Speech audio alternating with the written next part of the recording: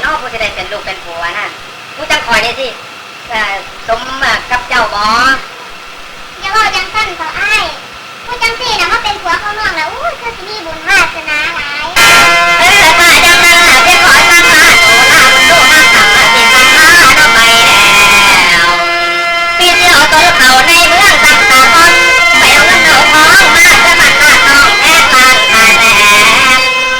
ถึงวันที่ได้สิมาขอมันถึงวันจังได้สิมาขอแต่งแท้ปานไหนก่อนที่เอาน้ำน้องดอกตอง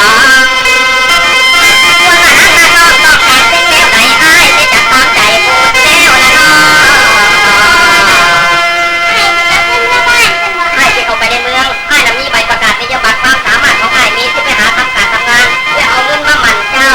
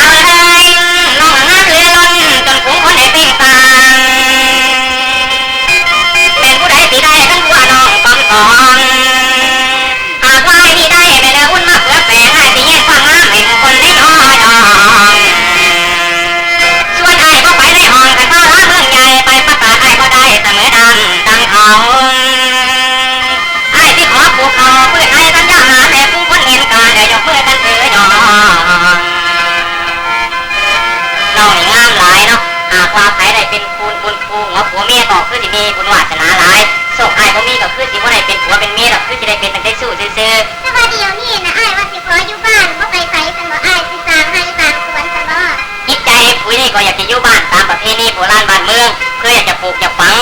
ปลูกฝังตามประเพณีโบราณพอไปในเมืองเงินทำกับแก้วอ้ายก็บ่มีคือสิขออยู่บ้านเฮานี่ล่ะตัดสินใจนั้นยากอยู่มุ่งมาที่หาไฟใจนึงอยากไปอยู่กันเมืองกวางดังเขาใจนึงอยากปลูกเขากันเปิดให้ขันยาหารให้ทุกรักของการพัฒนาเมืองบ้านไอ้ก็คือสิขออยู่บ้านเกิดเมืองนอนของเขานี่ล่ะคือสิบ่ไปในเมืองในนากับเขาดอกเพราะว่าเงินคำกับแก้วไอ้ก็บ่มีสิขออยู่บ้านอยู่เมืองเขานี่ล่ะน้องเอ้ย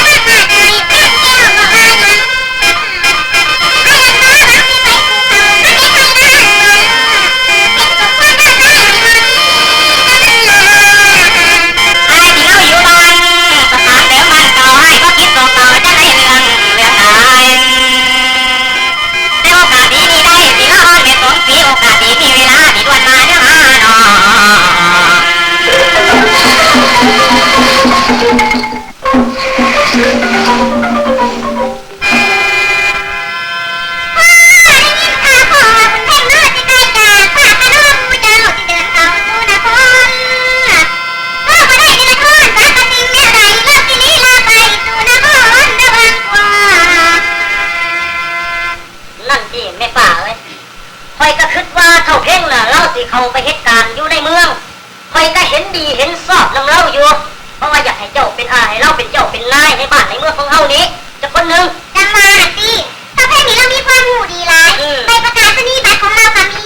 โอ้ยถ้าเป็นเราได้ไปเหตุการณ์อยู่ในเมืองแล้วเราคือสิมีเงินมีคำหลายแท้เนาะพ่อลุงตามพ่อแม่เราบอกว่าเราสิไปหาเงินอยู่ในเมืองในนาแล้วก็มันสิเป็นของง่ายพ่อตู้วานหลาน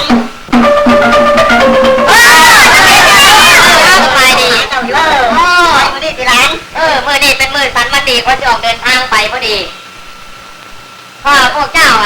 มาจังไหนดูดีกินดีเด้อเจ้าจะเฝ้าดีใจเดือเจ้าสิไปในเมืองในนาน่ะเป็นมาในเมืองน่ะมีคนหูสูงกว่าเจ้ามากมายขายของการไปสอบสิงเขาวันดีๆน่ะมันอาจสิยากสำหรับเจ้าตู้ว่าจะไปถลางเอาล่ะพอตู้เอ้ยเจ้าก็ต้องตกค่อยน้อยใจน้ำคอยดอกคอยจะมีใบประกาศนียบัตรซึ่งได้รับมาจากโรงเรียนคอยมีความสามารถที่จะสอบคัดเลือกเขาทำงานในโครงการได้ทุกโครงการเลยทีเดียว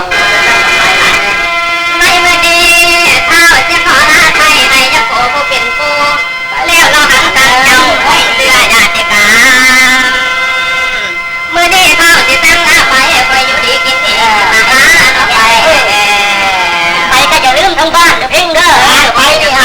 ไปอยู่ในเมืองแล้วก็อย่าลืมบ้านเกิดเมืองนอนเด้อหลานเด้อ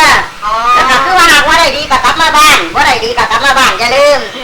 ก็เป็นอย่างน้อยไปดีเด้อหลานไปพาข้าหลานของพ่อนะท่านมาเจ้าไปแล้วเจ้าจะได้ไปรับไม่จะกลับขึ้นมาเองละพ่อหรือทางบ้านไปตรงหน้าไป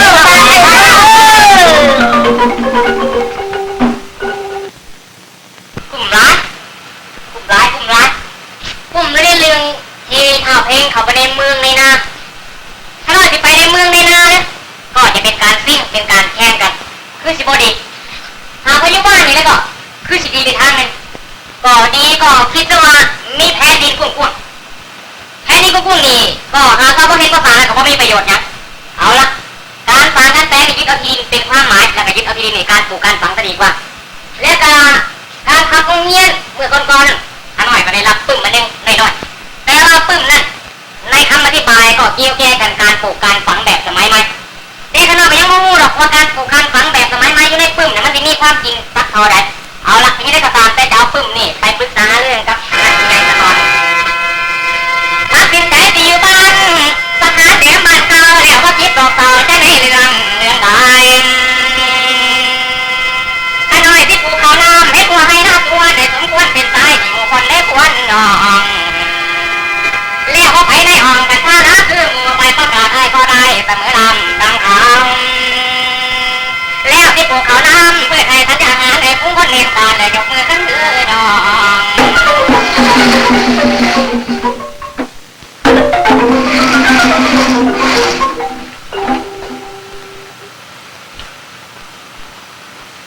โอ้ยอะไรลูกสงสัยหลายในปึ้มนี่เขาอธิบายและแนะนำเกี่ยวกับการปลูกการฝังแบบสมัยใหม่เขาว่ามันสิได้ผลดีกว่าเขาทำสมัยก่อนตามปึ้มนี่นะพ่อพ่อรู้จักอ่านหนังสือแล้วลูกเอ้ยเข้าถึงปัจจุบันนี้พ่อก็เคยปลูกฝังแต่อย่างไหนอย่างอื่นเคยปลูกฝังแต่อย่างปู่ย่าตายายเขาเคยพาทำมาก่อนที่ทำหน้าหรือก็มีดินดีๆมีน้ำขั้นมาน้ำก็มันฝากประทานลงมาให้แล้วขั้นหน้าดีก็ขึ้นอยู่ในวาสนาหาสอบของเฮาขั้นนี้ศัตรูมากัดมากินเขาของเฮาก็ขึ้นอยู่กับข้อกรรมลูกเอ้ยพ่อนี่ก็สมัยโบราณก็อาศัยแต่โชควาสนานั่นแหละลูกแต่สมัยทุกมือนี่นะตามปึ้มนี่เขาบอกว่าหากว่าดินบ่งามเขาก็มีฝุ่นมาใส่ให้หากว่ามีแมงมีมดมากินเขาก็มียามาสีดให้ได้พอก็คือสมัยเกาหลีตามปึ้มเนี่ยพ่อกับพ่อพูดหนังสือจมยังคุยสบายดีจังเลยจมอะไรก็ได้นี่จมปึ้มนี่นะพ่อสงอาพ่อฮู้ว่าปึ้มเนี่ยอธิบายเกี่ยวกับการปลูกการฝังก็เลยพ่เข้าใจปานใดเขาก็บ่เข้าใจเลยเบิ่งแต่ฮู้มีตั้งแต่สงไทยที่สังกแล้วก็มีบนดำหน้าไถหน้าไปซั่นนะจังว่าเพิ่นเฮ็ดจังไดก็บ่ฮู้จักวิธีบ่ฮู้จักเรื่องนำเพิ่นเลยล่ะลูกเอ้ยสมัยนี้มีแต่ของแปลกๆแหวกแนวสมัยแต่ก่อนน่ะคันบินได้ก็มีแต่นกหรือเทวดาสมัยนี้คันว่าแล้วบินก็บินไม่เพราะปานสายฟ้าแม่นอยู่กันได้จังบ่ในเรื่องนี้ขน้อยกับหู้อีกคือกันแต่ตามปึ้มนี่อธิบายการปลูกการฝังนี่ลูกว่าอยากทำลองเบิ่งนี่ลูกเอ้ยในการปลูกการฝังมีพี่น้องเขาเป็นหัวหน้าอยู่กรมกสิกรรมให้ลูกนี่ไปเชิญเพิ่นมาซี่แจ้งแสดงให้ฟังเขามีพี่น้องทำงานให้ลูกท่านลูกก็สิไปเชิญเพิ่นมาอธิบายแล้วก็แนะนำการปลูกการฝังให้แจ้งเลยนะพอแล้วไปนะพอไป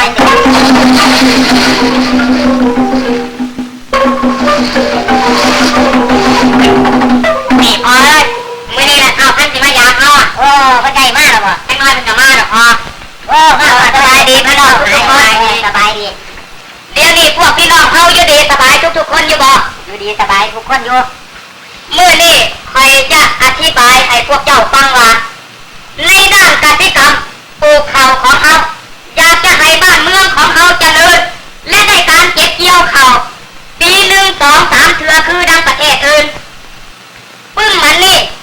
ให้พวกเจ้าอ่านเบิ่งรายละเอียดคักๆแล้วก็ทำตามในปึ้มมันนี่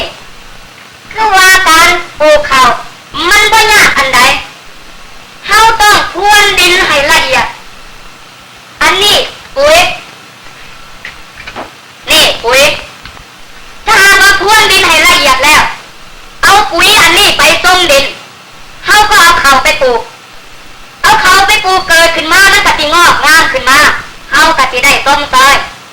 ถ้าหากว่ามีแมงไม้มากัดข้าวของเฮานี่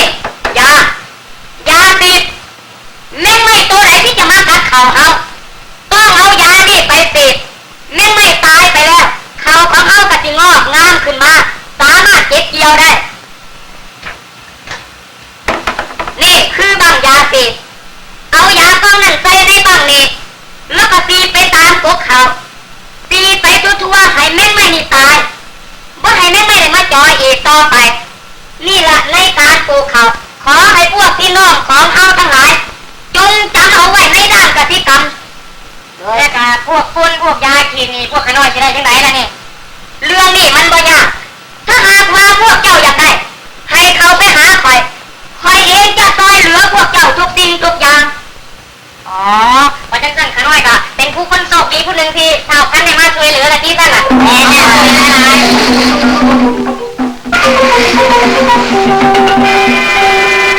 นับแต่หลายเดือนใดจะผลเกมออกไปเที่ยวนั่งพวกขับตาวบ้านสถานของกินแล้วแล้วจึงเล่าต่อเจ้าพวกผู้ทั้งหลายจักเป็นสายเลยแล้วไหลบ่เก่าเกินหน้าบ้านให้พี่ไม่ได้ออกจากบ้านใจมาบ้านกันพ่อหน่อยถ้าได้เอ้ยพี่จะคิดคอยคอยนะคอยห่างไกลไปนี่หรือไปนี่เนี่ยเพื่อนเพื่อนก็รอพี่ไปนะหาดหน่อยคันนี้ง่ายเดียวทางมา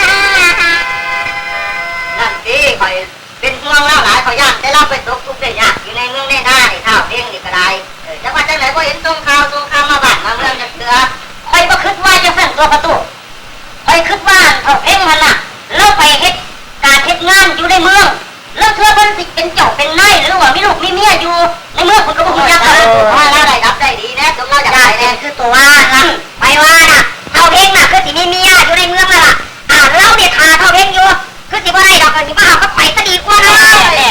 งานต้องหาข้าวเพลกันเจอข้าวเพลเจ้าเอ้ยเอามาเบิ่งข้าวเพลมาแต่ละเรื่องเจ้าอ่านเอาอ่านหน่อยโอ้หนังวันนี้ขอจะอ่านดูฟังเด้ออ่านลงหนังสือเท่าเพลงนี่เป็นยังไงเนาะเขียนมาเนี่ยไปไหนโอ้เดี๋ยวนี้เท่าเพลงไปอยู่ในเมืองเรามีเงินหลายเดี๋ยวนี้มีเงินหลายเหรอซื้อรถโตคันนึงซื้อรถโตดีวะซื้อรถโตคันนึงซื้อเพื่อนอีกคันนึงนะเพื่อนอีกคน3 คันบักใหญ่เขาอ่านมึงเฮ้ยบอกเขาเฮ้ยมาเฮ้ยไรจ้ะมึงมาเฮียหนังสือเถื่ออ่ะอ่านมึงกูอ่านก็เป็นอย่างเดิมกูอ่านมาได้จะโอ้ยมาเลยอ่านมาเลยอ่านมูเจ้าอ่านมันเป็นจังซี่พ่อตู้ถ้ามึงเก่งน่ะไปหาทำกันในเมืองน่ะเดี๋ยวนี้บ่มีการทำการเฮ็ดเลยโอ้ยเป็นจังซั่นก็บ่มีโอ้หมู่ไปหาทำงานในเมืองก็บ่มีงานทำตกค้างอยู่หลายโอ้บ่ได้เฮ็ดงานเลยเห็นบ่เดี๋ยวนี้บ่ได้เฮ็ดเลยเงินก็บ่มีหารู้ตัวเราข่อยคิดว่าเราจะต้องถึงคำเตือนของข่อยทุกสิ่งทุกอย่างเกี่ยวกับการที่สิเกิดขึ้นกับเราบ่เชื่อนะมันจะเป็นจังซั่นมันเป็นจังซั่นมันบ่ฟังความน่ะเราคุยกันมาแล้วไงไอ้ยามาตัวมาเขาเดียวเขาเป็นอย่างไรเนี่ยเหรอหน้าตาดีในเรื่องนี้พวกเจ้าคงสิบ่รู้จักหรอกว่าคอยจะกุ้มใจอย่างในระยะนี้ก็ได้เขาบ่รู้จักกันที่หูแล้วเนาะก็เบิ่งตีหน้าคอยหลายๆคอยเอาเขาเอาน้ำมาตำให้ดำหน้าก็รู้สึกว่ามันแห้งมันเหี่ยวตายไปหลายแล้วสิ่งที่เหลือก็เหลือไปซะบ้างมันก็พอหลายถ้าหากว่าให้จังได๋สิมีวิธีแก้ไขพวกเขาก็จังสิกลับคืนมาได้บัดนี้เลี้ยวเห็นเขาในน้ำมันแห้งเหี่ยวเขาจนหมดเมียนกันตายแล้วกับพร้อมกันมันถ้าอยากเป็นต้นเขาเองเหี่ยวตายเมื่อจากสิทำแนวใดก็ทนไปก็ใจเท้าจังสั่นที่คุยอันเจ้าขนาดผ้าพวกไปเฮ็ดพวกไปทำอยู่เนี่ยก็นึกว่าเขาล่มหายตายไปแม่นอยู่ก็เพราะว่าเจ้าน่ะเอาแผ่นไม้มาเฮ็ดตะกอนพ่อแม่พวกข่อยผ้าเฮ็ดผ้าสั่งมาก็พอได้อยู่ได้กินอยู่ได้ล่ะแม่นอยู่ล่ะข่อยคันได้ว่ามันสิดีข่อยก็จึงได้เอาคันเขาคันน้ำมาเฮ็ดไปไหมเฮ็ดแบบนี้บ่ดีหรอกไปหมดเขาคันนั้นดีกว่าไป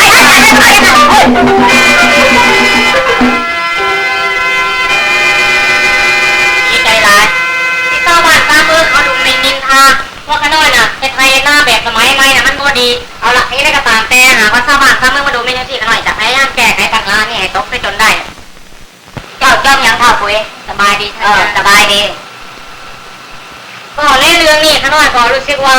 บ่มีปัญญาหยังสิช่วยแก้ก็เบิ่งที่เขาอยู่ในหน้ากุ้งๆน่ะมันแห้งมันเหี่ยวตายไปหลายแล้ว บ่สมดังคำอธิบายเลยท่านญาเจ้าบ่ต้องเสียกำลังใจไปเลยเจ้าบ่ฟังคำข่อยในเมื่อเวลาข่อยมาแนะนำกับเจ้าแล้วข่อยให้ปุ๋ยเจ้าไปให้ไปเท่าไหร่เจ้าใส่หมดเพราะว่าเจ้าอยากได้ผลมันหลายโพดใส่หลายโพดก็บ่ดีโอ้ขน้อยนึกว่ามันสิงามหากว่าใส่หลายนะบ่แม่นใส่หลายโพดเขาของเจ้ามันก็เหี่ยวแห้งตายไปใส่น้อยโพดก็บ่ดีคันใส่น้อยเขาของเจ้าก็สิบ่งามอ๋อขน้อยพ่อสิฮู้เล่าๆแล้วหากว่าใส่หลายมันก็ต้องมันตายใส่น้อยมันก็บ่งามใส่กำพอดีละมั้งใส่กำพอดีพองามบัดนี้ข่อยมีพันธุ์เขาดีอีกกว่าเก่าเจ้าต้องการจะเอาไปใส่ข่อยก็สิให้เจ้าได้อยู่โอ้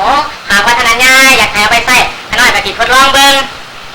อันนี้มันดีอีกแล้วก็ได้ผลหลายคันเจ้าเอาไปใส่แล้วมันได้ผลดีเวลาจะเกี่ยวเขาแล้วเจ้าต้องเอามาใส่ข่อยโน้ยขน้อยจะเอามาใส่ขึ้นเดียวข่อยขอลาเจ้ากลับไปบ้านเดิน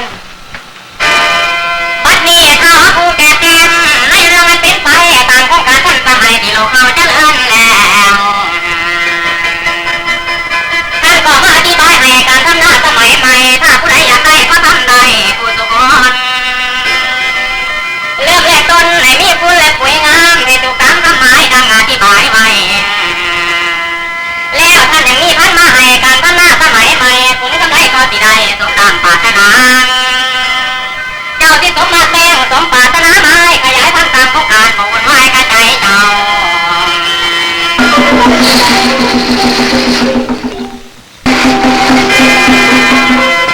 มันกระไรอย่างใดแต่ผลเก่งเข้าไปเที่ยวเพื่อนตายเกี่ยวแก้วปากนี้ยังบอกคือมันจะเป็นเหตุผลรับประจริงแนวใดเลยบ่ฮู้ขึ้นกับจงขาวขาวพอจังสิเด้อคือเท่าเข่งอ่ะเราไปดนแล้วเด้แล้วก็บ่เห็นได้ส่งข้าวไว้เฮาจักเถื่อแม่นอยู่เฮาก็คือรู้ตนสงสารหมอที่ได้ยินข่าวหมอส่งมาบ่ดีแม่นบ่จังว่าหั่นล่ะแต่ว่ายังบ่เท่าขุยเลยเท่าขุยนี่เราเฮ็ดผลประโยชน์ให้พวกให้เฮาเนี่ยหลายอย่างเด้โอ้แม่นแล้วคือเขาคือน้ำให้เฮาก็อุดมสมบูรณ์แม่นบ่ล่ะแมนอยู่เห็นว่าถ้าปุ๋ยเดี๋ยวนี้น่ะก็พาพวกเขาเฮ็ดไทยเฮ็ดนาเดี๋ยวบนเขาแล้วเขียวเต็มท้องมืออยู่คุณเห็นบ่พวกเจ้าน่ะแม่นล่ะโอ้ยแม่เอาสบายดีทุกคนมื้อนี้ซุ่มนุ่งกันยังล่ะพอกันยังเนี่ยเอ้ยก็เว้าเรื่องเจ้าหั่นล่ะเรื่องใครเรื่องหยังอันเว้าเรื่องที่เจ้าพาเฮ็ดพาสร้างหั่นล่ะมันได้มาผลดีก็เลยเว้ากันซะนะนี่ก็เรียกว่าดีแหละอาการทำไห้ทำนาก็บางทีมาทำเดือ2นี่เขาเขียวหลายแล้วถ้าหอดเหลียวเห็นเขาในหน้าฮักหลายแน่ถึงพ่อแม่พี่น้องกันหัวยิ้มโอ้ทุกคนยังได้ผลสองเท่าอดทั้งก่อนแต่เข้าหลังข่าวไม่ฟังความจ่าได้ข่าวมาด้วยตันนี่แม่แล้วดีหลายตาแบบนี้ก็รู้สึกว่ามันดีหลายดีหลายคุณเอ้ยคงชื่อจำเอาไว้อ้าวว่าพี่น้องทั้งหลายว่ากันนุ่งโยมมือนี่ไปได้ยินข่าวดีข่าวด่วนมาเจ้าแข็งสิมาอยากบ้านเอาไปยังมานี่เหรอคนสิมามือนี่โอ้ถ้าตอนลูกหลานดึงมายิ่งผู้ชายไปจับเพียงจับของมาต่อให้เขาอ่ะเรียกมันมาหรอคนที่มาคนกันแล้วทุกคนลุกขึ้นเดี๋ยวนี้การว่าเดินข้าพเจ้าจะมาแต่เนื่องจากว่าจะมาแนะนำความเข้าใจคืออย่างตัวอย่างข้าวปุ๋ยเนี่ยเราเป็นคนดีเป็นคนฉลาดและเป็นคนกล้าหาญไม่ให้ทำไมเฮ็ดจะต้องให้มันสำเร็จเราใจใส่ในการปลูกฝังแบบสมัยใหม่เฮ็ดมาปีละ2 เดือนอย่างที่เขาเรียกว่าผู้ชายที่ใจเด็ดเดียวไปมาวันนี้ไปกำลังว่าจะมาให้คุณงามความดีแล้วผู้ที่เรามีมกมีใจที่ทำความดีนั่นนี่คือของขวัญดีเว้ยขอให้เราทุกคนจงเอาตัวอย่างของข้าปุ๋ยได้เลยขอบพระคุณเด้อท่านที่มาแนะนำให้แบบทำนาสมัยใหม่มันถูกใจหมู่ญาติพี่น้องก็คือจีได้เอาหลังจงเจริญทุกคนเด้อ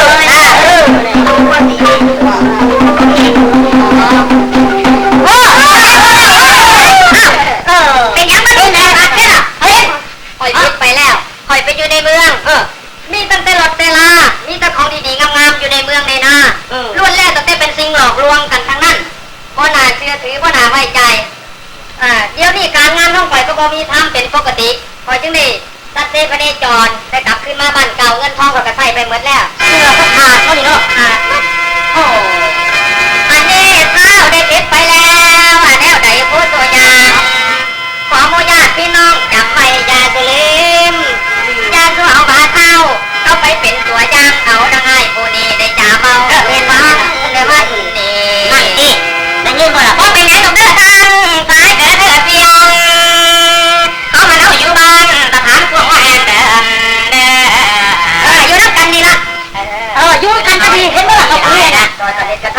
เฮ็ดเพื่อจะสร้างบ้านเมืองของเขาบอกคือสิดีหลาย แม่ หากว่าเขาปลูกเขาฝัง